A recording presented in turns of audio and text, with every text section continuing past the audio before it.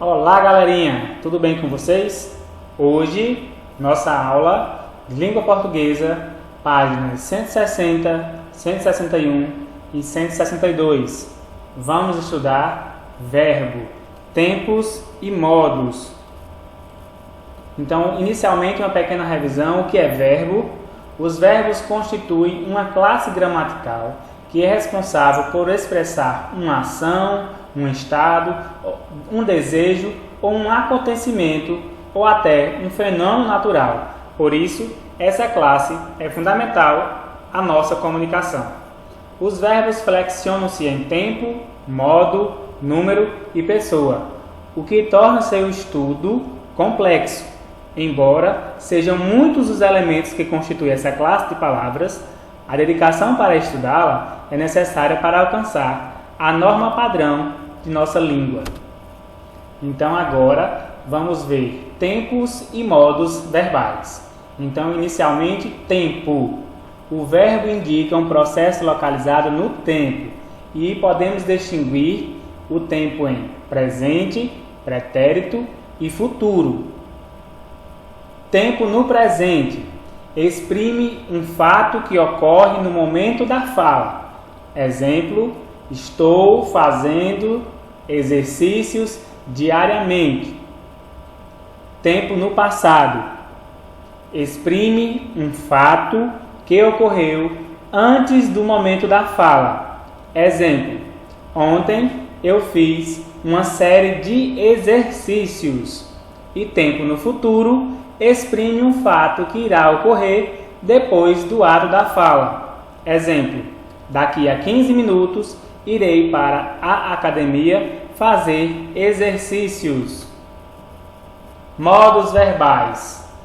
Nós temos o modo indicativo, que exprime certeza, precisão do falante perante o fato. Exemplo: eu gosto de chocolate. Então percebam que é um fato de certeza, que o falante está demonstrando precisão diante do fato. Modo subjuntivo. Exprime uma atitude de incerteza, dúvida, imprecisão do falante perante o fato. Exemplo: espero que você esteja bem.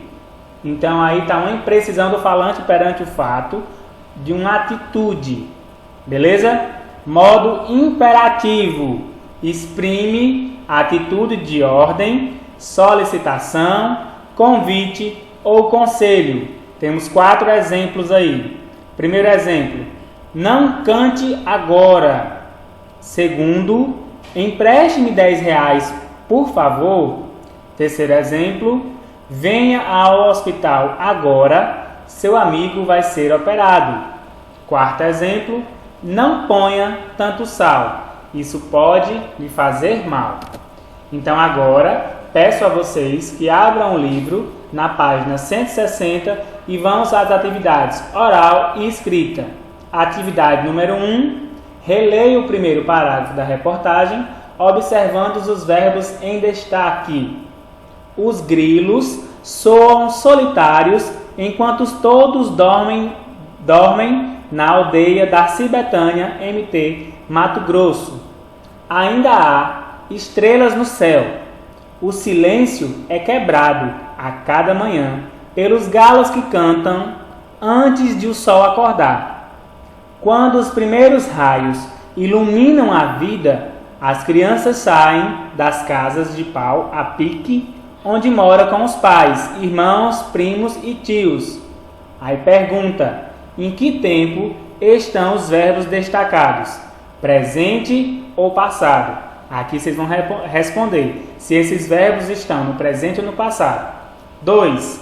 O uso desse tempo na reportagem faz com que os fatos relatados pareçam ficção, isto é, fatos imaginados, ou verdadeiros, fatos reais. Vocês vão marcar o xizinho, combinado?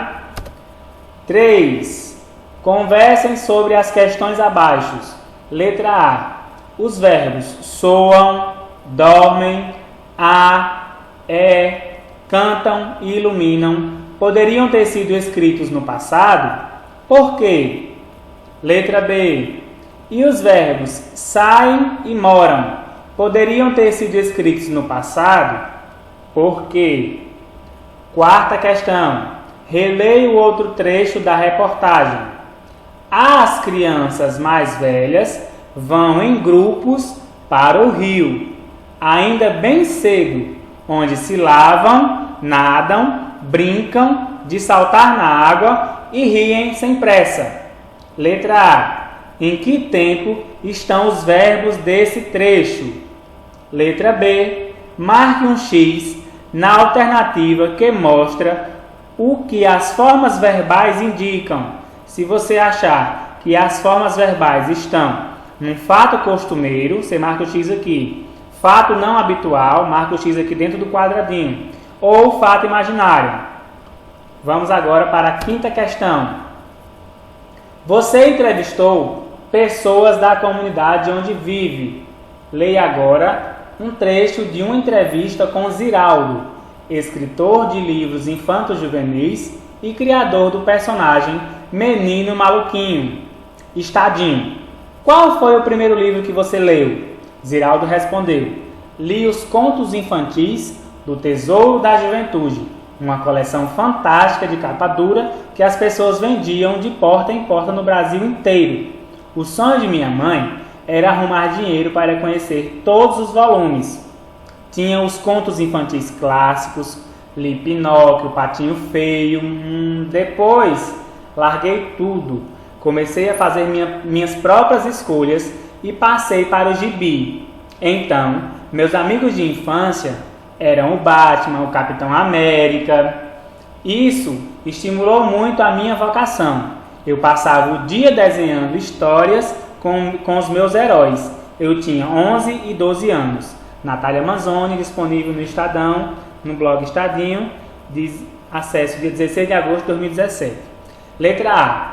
O que ajudou Ziraldo em sua vocação? Aí tem 3 opções para você marcar. Primeira opção, ler muito, desenhar muito ou brincar muito. Marca o X aonde você achar que é a resposta correta. Letra B. Sublinhe na entrevista uma frase que indica algo que era habitual na vida de Ziraldo no passado e circule o verbo usado. Letra C. Use outra cor de lápis ou caneta e sublinhe agora uma frase que indique algo que ocorreu em determinado momento do passado. Depois, circule o verbo usado. Sexta questão.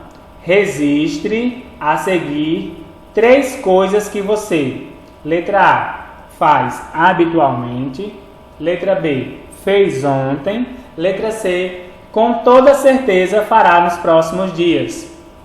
As formas verbais empregadas nessas atividades indicam ações que de fato acontecem, aconteceram ou acontecerão. Dizemos que indicam algo real, certo?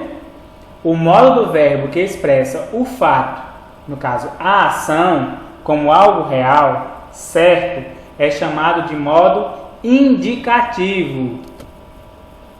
Sétimo, veja agora outro modo de indicar os fatos. Complete as frases a seguir usando os verbos que estão entre parênteses. Faça as adequações necessárias para dar ideia de algo incerto, duvidoso. Letra A. Se os raios de sol já, tracinho, vocês vão colocar aqui a resposta de vocês, e, tracinho, a vida, as crianças já teriam saído de casa de pau a pique.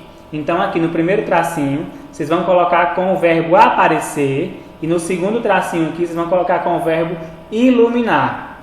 Letra B. Se, tracinho, vão usar o verbo ter, fome, eles comeriam o que deu para plantar, coletar ou caçar. Aqui nesse tracinho, vocês vão preencher com o verbo ter. Lembrando que essas ações vão indicar algo incerto, algo duvidoso. Beleza? Oitava questão. leia outro trecho da entrevista de Ziraldo e, em seguida, responda a questão. Estadinho, se você fosse o menino maluquinho no livro das mágicas, qual mágica inventaria? Ziraldo respondeu: eu resolveria a vida de todo mundo que vive em torno de mim. Quando penso que ganhei na loteria, eu imagino quebrando galho de todo mundo. Ninguém teria problema. Penso muito nisso, na vida das pessoas que estão ao meu redor. Queria que todo mundo fosse feliz, tivesse uma vida tranquila.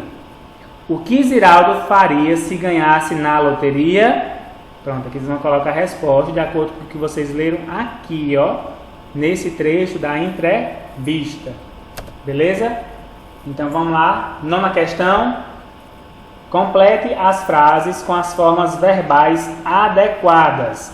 Lembrando que o verbo para você completar, o tracinho aqui, o espaço tracejado, está logo depois da questão. Aqui no caso é o verbo ser.